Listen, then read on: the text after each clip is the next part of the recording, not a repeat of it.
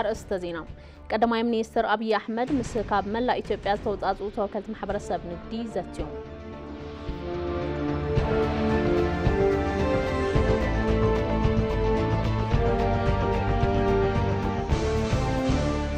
دحري هاجراوي اللوطي نخللات تحلالف كفف البجت حبراو أتوت فتحاوي نمقبار بستسرح سراح جبوط لوط خمس متى أفا قباء بيت مخر فيدريشن أغنيو تشاقر قليتوام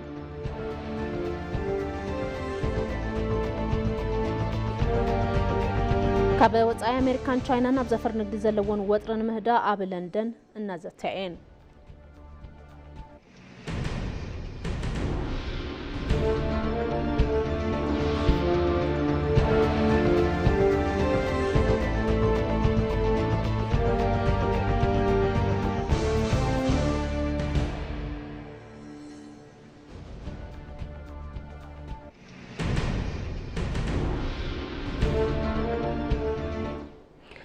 سلامت أنها بالله كم يتمشي خبركم تملكتنا كاب إي في مدب أنقاط قرني على توم معدزينا كاب سعد جميرونا بخم كبليو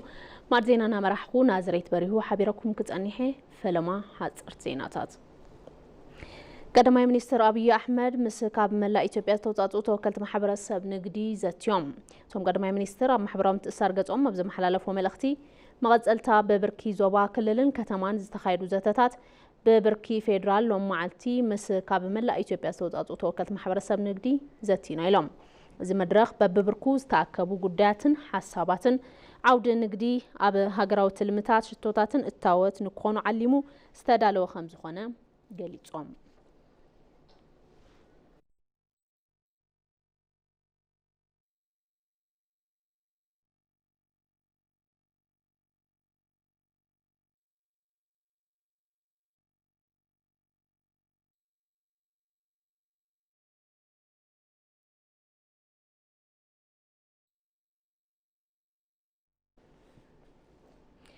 دحري هاجراوي لوطي نخللات زتحلالف كفف البجت حبراو اتوت فتحاون مقبار بستسرح سراح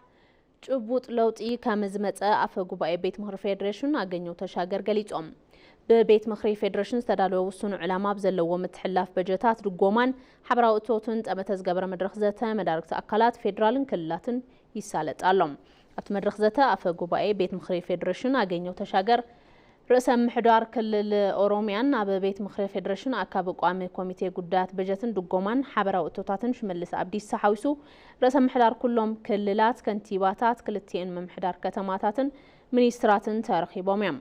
أفقوا بيت مخري فيدريشن أغنيو تشاقر أبز أوان كمزبلو دحري هاقراو لوبتي أب منغو خللات فتحو خفف الهافتين مفتار استفلاليو سراحتي تساريح عميم سلازخونا دما قدمي هاقراو لوطي 4 بليون برز نبرك في البجت حبراو اتوت كللات أبز حز أوان نابل على 7 بليون بر كم زعبي حبيرهم بجت رقوما قلت انفتحاون مقبار استفلاليو سراحتي 5 سالتون زجبت ولوطتات ممزومون أبرهريهم يم كللاوي منقستات بزعبا كاب منقس فيدرال زقبر لهم رقوما نزملكتهم تكالات بقلت خفلتوهم زلومون أزخ خيرهم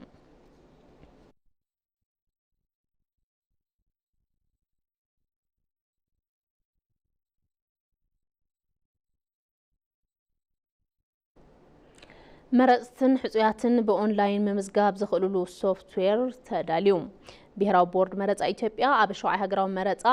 مرستن حصياتن أبزلو خوينم بأونلاين كمزقابلو سوفتوير ممعبالو أفليتولام ات بورد شوعي هاقراو مرز أب تكنولوجي تحاقيزو مرز يخون تودادرسي ممزقاب زخل سرعات ممحدار تكنولوجي مس بوليتيكا ودبات زتساليتوم أكابي بورد ميلات ورك هايلو ات بورد أب مرز تكنولوجي بربحان موعل زخل سراح كسراح متنحو ردين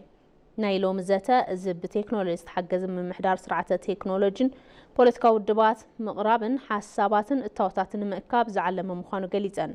زحلفو شدوش مرزا إثيوبيا مانوال كم زنبرو بمزخر أب شاوعي هاقراوي مرزتن حسياتن أبزلو خوينم بأونلاين ممزقاب زخلولو سوفتوير ممعبالو أفليتن أبتزتا استساتفا بوليتيكا ودبات بوغنن እቲ ሶፍትዌር ግዜ ዝቁጥብን ምንግልታ ዕዝንክን ምዃኑ ብምሕባር ግልጽነትን ተሓታትነትን ምቹ ሃዋህው ከም ዝፈጥርን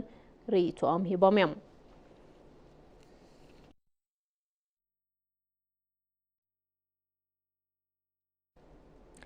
لومي عمت عب يونيفرسيتات زوهاب موضوع فتنا قدم مرقة موهاب مجمرو منيسر تمرتي أفليتوم فتنا خبلو مجمرو كساب 10 سنة كل تشرين 17 عام تمرت كم زوهاب أبت منيسر مرحفة مسرح قدات أكاديميك إبامي جينا تزاريبام أبا حمسان حادن يونيفرسيتات أبستسنا دو 8 شعاتن مأخلات فتنا اتفتنا 5 وهاب نفانا ميديا كوربوريشن تزاريبام أبزعمت موضوع فتنا حدا 209 شعات 208 شعاتن حسيات قدم مرقة مهارو فتنا خوستو مخانم حبيرام كاب منغوزياتهم حدا 203 300 تمهارو نفلم أوان فتنا 5 وسدو أفليتهم اتفتنا أب كلن مأخلات فتنا بمربب حبريتا زوهاب مخانوون قالي تقاميم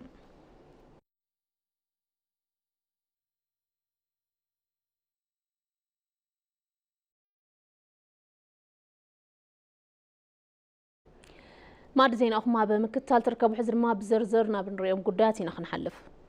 أبادي ساباس راح تلم عزيادة معباي حبر السب سلامتا ختما أب محلاو زجمرو من قسقاس كتن آخر كم زلوو كنتيبا أدانش أبي قليتن من محدار كتما عدي سابا كابل كلن كفلات كتماتات تا ختما مستوطات عدك آنستيوزتيوم سامسون بلاي زواردو تبصاب جيتاشو عالمو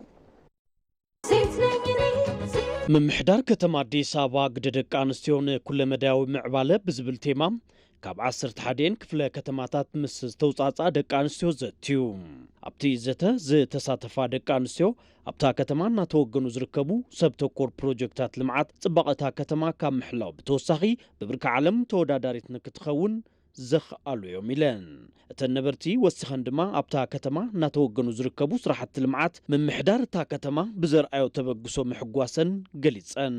እኛ አይደለንም ውጭ ያወኑቹንም አስገርሟል ዝተሰርሐ ስራሕ ንዓና ጥራይ ዘይኮነስ ንወጻዕተኛታቱን አደኒቁ እዩ ንኣብነት ኣብ ካሳንቺስ ዝተሰርሐ ስራሕ ዘደንቕ እዩ ኣነ ኣብ ኣዲስ ኣበባ ተወሊደ እኳ ተዓበኹ ካሳንቺስ ካብ ዝጠፈና እዩ ተማሓይሹ ሽንት ቤት አጠገብ የሚተኙ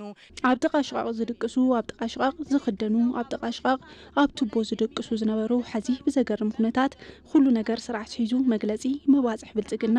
ብዝገልጽ መልክዑ ሕዚ ተማሓይሹ ኣሎ ብልጽግና ቃል ዝኣትዎ ብተግባር ዘርኣይ ብምዃኑ ነመስግን እተነበርቲ ዝተፈላልዩ ሕቶታት ዘልዓላን ትኾና ከንቲባ አዳነች አቤቤ ድማ ምላሽ ይበን አሁን ኮንዶሚኒየም ቤት ጸገም ሰነታ ባይታሉ እዚ ማለት ኮንዶሚኒየም ቅድሚ ነዊሕ ዓመታት ጀሚሮም ቆጢቦም ዕጫ ዝወጸሎም አቦታት አዴታት ዓቅመ ድኹማት አለው እዚ ጸገም እዩ ክቅረፍ በእነኚ የለውጥ ዓመታት ኣብዞም ናይ ለውጥ ዓመታት ኣብ ውሽጢ 7 ዓመታት 270 ሺህ ኣባይቲ ተዛዚሞም ንግልጋሎት ክፍት ኮይኖም እዮም እዞም 270 ሺህ ኣባይቲ ብመንግስቲ ጥራሕ ዝተሃነጹ ኣይኮኑን ኣብ ዝኾነ ሃገር እንተትኸዳ መንግስቲ በይኑ ኣባይቲ እናሃነጸ ንዜጋታት ኣባይቲ ኣየባጽሕን ዝተመዝገበ ሰብ ግን ልዕሊ 1 ሚልዮን እዩ ካብ ውሽጢ እዚ ልዕሊ 1 ሚልዮን ፍርቂ ቁጠበኡ እናገደፈ ፍርቂ ኣባይቲ ረኺቡ ናብ ኣስታት 650 ሺህ ዝኸውን ኢና ተረኪብና ኣብ እዋን ለውጢ ሕዚ ናብ 100 ሺህ ኣባይቲ ጀሚርና ኢና ሰብ ሃፍቲ ድማ ገንዘቦም ሒዞም ምስ መንግስቲ ብሓባር ብምዃን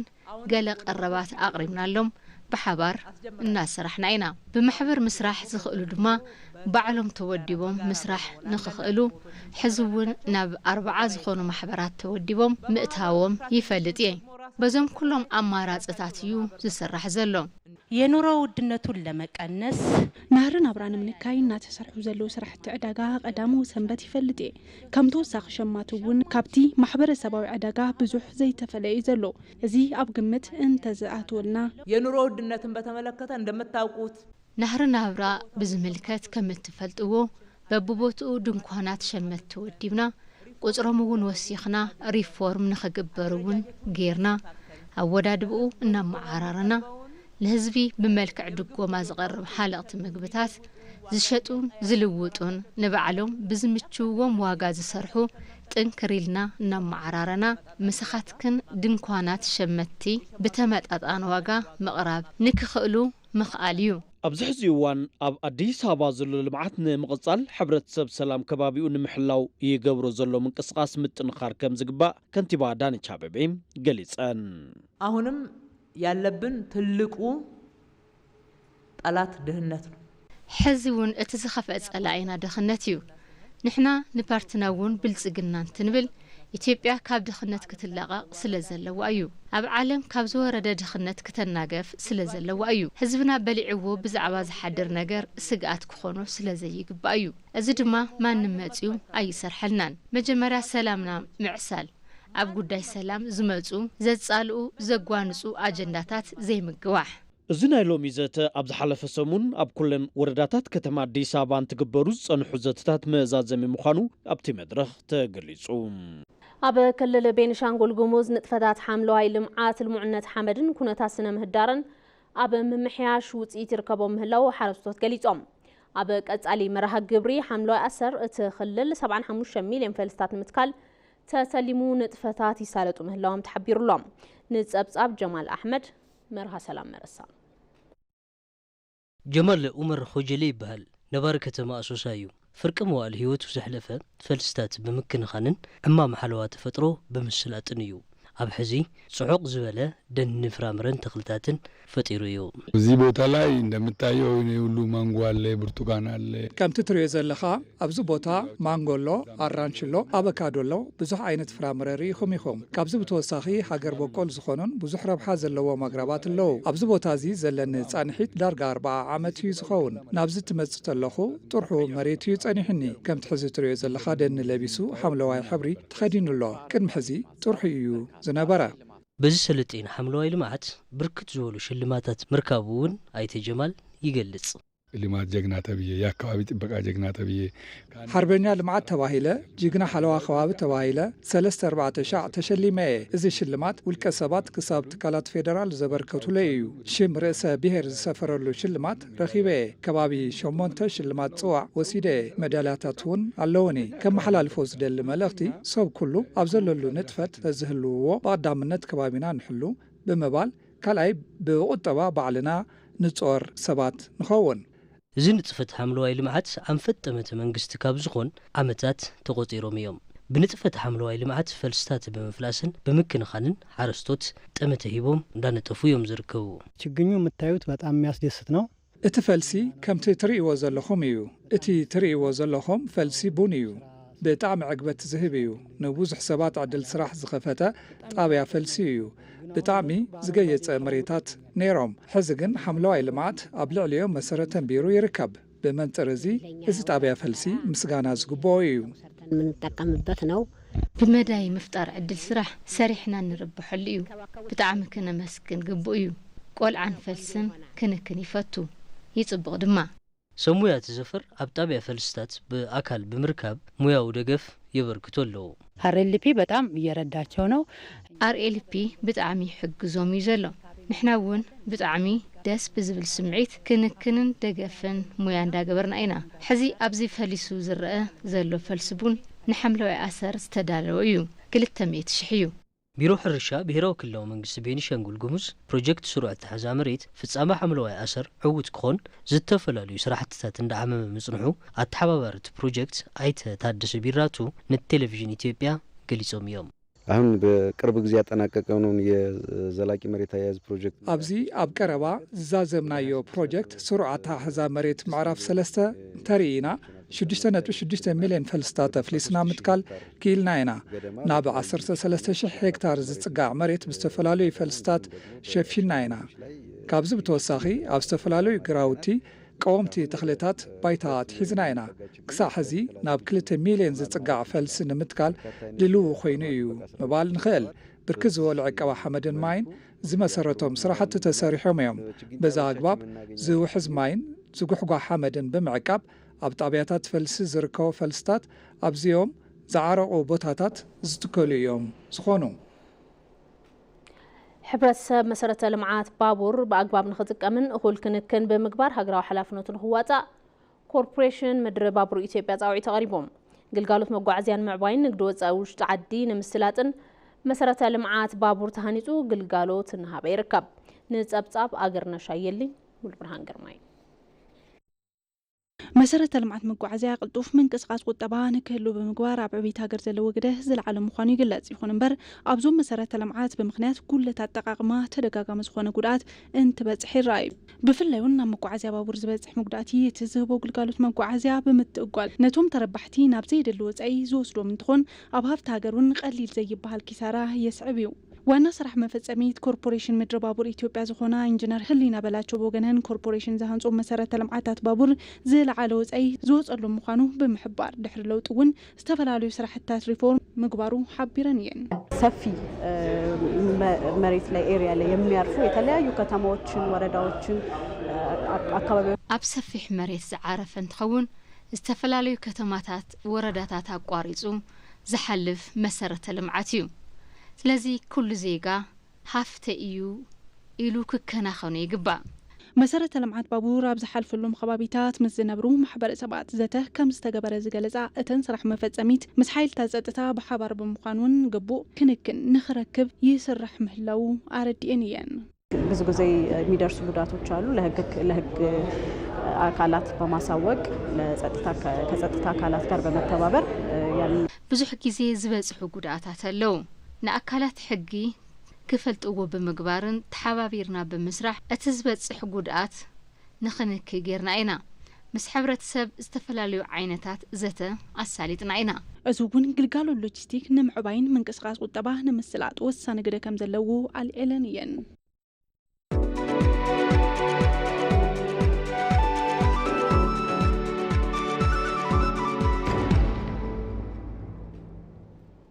ዜና ዕዳጋ መምሓሽ ማክሮ ቁጠባ ሰብ ሃፍቲ ውሽጢ ዓድን ወፃእን ኣብ ዝተፈላለዩ ዘፈራት ንኽዋፈሩ እናበረታትዕ ከም ዝርከብ ሚኒስትር ገንዘብ ኣሕመድ ሽዴ ገሊጾም። እቶም ሚኒስትር ምስ ኢቲቪ ብዝነበሮም ጻኒሒት ኢትዮጵያ ንኢንቨስትመንት ምቹቲ ካብ ምዃና ብተወሳኺ ብዝተገበረ መምሓየሺ ብዙሓት ሰብ ሃፍቲ ወፃኢ ናብ ኢትዮጵያ ብምምጻእ መዋዕለ ንዋዮም ፈሰስ ብምግባር ኣብ ኢንቨስትመንት ይሳተፉ ምህላዎም ሓቢሮም። ኢንቨስተሮች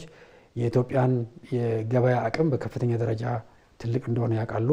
በፍጥነት እያደገ ያለ ኢኮኖሚ ነው። የህዝብ ብዛቱም በጣም ከፍተኛ ነው። ኢንቨስተራት አቅሚ ዕዳጋ ኢትዮጵያ ሰፊሕ ምዃኑ ይፈልጥዮም ብቁልጡፍ እናዓበየ ዝርከብ ቁጠባ እዩ። በዚ ህዝቢ እውን ልዑል እዩ። አቀማምጣ መልክዓ ምድሪ ኢትዮጵያ ንኢንቨስትመንት ኮነ ፍርያት ንኻልኦት ሃገራት ተበጻሓይ ንምግባር ምቹ እዩ። ብመዳይ እዚ ሪፎርም ማክሮ ኢኮኖሚ ስዒቡ ብዙሓት ኢንቨስተራት ናብ ኢትዮጵያ መጺኦም ስራሕትታት ኢንቨስትመንት ምስራሕ ጀሚሮም እዮም። እዚ ኣብ ከይዲ ብዝበለጸ እናተበረታትዕን እናዓበየን ከም ዝኸይድ ትጽቢት ንገብር። ብኻልእ መዳይ ኢንቨስትመንት ሆልዲንግስ ኢትዮጵያ ትካላት ልምዓት መንግስቲ ብዝበለጸ ኣትረፍትን ውጽኢታውን ክኾኑ ደገፍን ክትትልን ብምግባር እቶም ትካላት ኣብ ቁጠባ ሃገር ዝጻወትዎ ግደ እናዓበየ ምምጹ እቶም ሚኒስትር አመልክቶም። በሁሉም የመንግስት ልማት ድርጅቶች ማለት ይቻላል የኢትዮጵያ አየር መንገድ፣ የኢትዮ ቴሌኮም፣ የኢትዮጵያ ንግድ ባንክ፣ የኢትዮጵያ ሺፒንግ ሌሎችም በኩል አፈጻጸማቸው ኣብ ኩሎም ትካላት ልምዓት መንግስቲ መንገዲ ኣየር ኢትዮጵያ፣ ኢትዮ ቴሌኮም፣ ባንክ ንግዲ ኢትዮጵያ፣ ትካል መጓዓዝያ መርከብን ካልኦትን ኣፈጻጽሞኦም ብማዕረ ብርኪ እናዓበዩ ዘሎ። ኣብ ቁጠባ ዘበርክትዎ ግደ እውን እናዓበዩ ዘሎ። ኢንቨስትመንት ሆልዲንግ ኢትዮጵያ እዚኦም ብምድጋፍ ብምክትታልን ኢንቨስትመንት ብምስሓብ መዳይ ጽቡቕ ውጽኢት እናተሰርሐ እዩ ዘሎ። ስለዚ መማሓይሺ ማክሮ ኢኮኖሚ ኢንቨስትመንት ብምስሓብ ጽቡቕ ምምሕያሽ እናርአየ እዩ። ዜና ወጻኢ ኣሜሪካን ቻይናን ወጥሪ ንግድን ንምህዳእ ኣብ ለንደን እናዘተየን። ላዕሎ ሰብ መዚ ኣሜሪካን ቻይናን ኣብ መንጎ ክልቲአን ሓያላት ሃገራት ዝተፈጠረ ወጥሪ ንግድን ንምህዳእ ሎም መዓልቲ ኣብ እንግሊዝ ለንደን ንዝተ ተቐሚጦም እዮም። ኣብ መንጎ ዋሽንግተንን ቤጂንግን ዘለዎ ወጥሪ ንግዲ ንምህዳእ ኣብ ዝሓለፈ ወርሒ ኣብ ስዊዘርላንድ ከተማ ጄኔቫ ክልቲአን ሃገራት መብዛሕትኡ ታሪፍ ንኸልዕላ ኣብ ዘኽእል ቅድመ ስምምዕነት በፂሐን ነይረን እየን። ዶናልድ ትራምፕ ኣብ ልዕሊ ሃገራት ከንብርዎ ዝተለምዎ ታሪፍ ንቴስዓ መዓልትታት ክዱንጊ ድሕሪ ምፍላጦም ብኣንጻሩ ኣብ ምህርታት ቻይና ዘንበርዎ ታሪፍ ድማ ናብ 145 ሚእታዊ ክብ ኣቢሎሞ ነይሮም እዮም። በቲ ቅድመ ስምምዕነት መሰረት ኣሜሪካ ኣብ ልዕሊ ቻይና ዘንበረቶ ታሪፍ ካብ 145 ሚእታዊ ናብ 30 ሚእታዊ ክተውርድ ከምኡ እውን ቻይና ኣብ ልዕሊ ኣሜሪካ ዘንበረቶ 125 ሚእታዊ ታሪፍ ናብ 10 ሚእታዊ ክተውርድ እተን ሃገራት ዝሓዝኦ ትልሚ እዩ። نايلوم زتخ لتيون وجنات بجنيفا زبصحو قد سممعنتنا مسمرو نمأتاو كم زحجزن أقبالق الوايت هاوس كارولاين ليفت نفوكس نيوز تزاربهم يوم بريزيدنت أمريكا دونالد ترامب داغماي ناب سلطان دحر ممطوم أب منغو خلتين هاجرات حانتي أب اللعلة حانتي كاب زنبرو غراتن عطفاو سقومتي تعريفن بزحلف العلقو تطر إكسبورت ناقبرا مخانن سابس أب رويترز يملاخت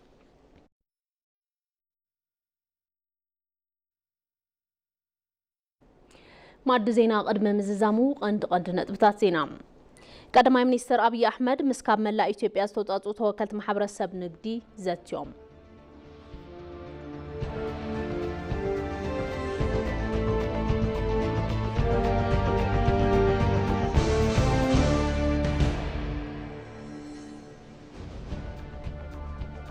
دحري هاجراو لوطي نخللاس تحلالف كفف البجت حبراو اطوت فتحون مغبار بستسرح سراح ጭቡጥ ለውጥ ከም ዝመፀ አፈ ጉባኤ ቤት ምክር ፌደሬሽን አገኘው ተሻገር ገሊጾም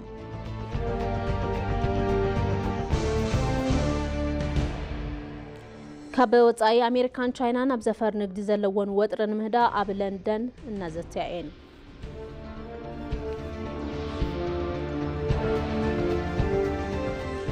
إلى سماع زينا استخدمتكم منيرو نسلم كتالكم يمسكن نازريت بريو حبيركم زانيحة مسز ترفو مدلوات إتبي تقرنيا سنة مكتالكم لكم تمني سنة مشات